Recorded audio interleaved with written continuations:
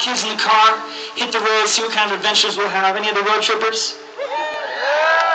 We were in Colorado, and it was Good Friday. We had just finished our trip. We were headed home, trying to get back to my church in Dallas in time for Easter services.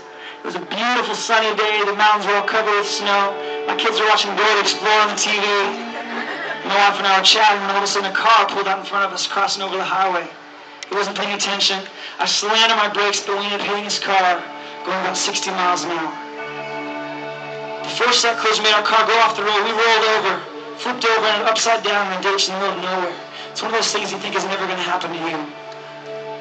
I remember as we went off the road, I had this flood of thoughts and this realization that this was it.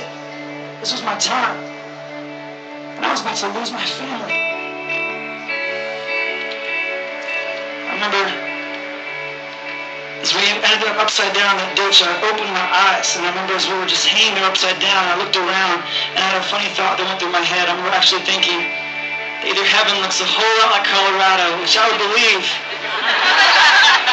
or I just survived.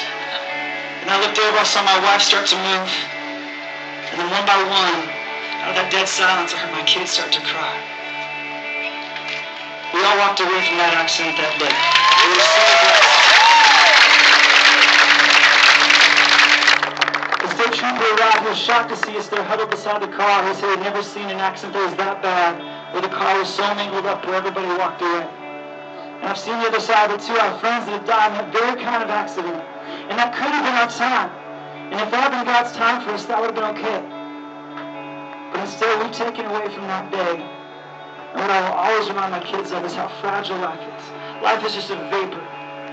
I know it's cliche to say, but it's true. None of us know how many days we have left in our life. Now is the time to live our life. Now is the time to live for the things that are important.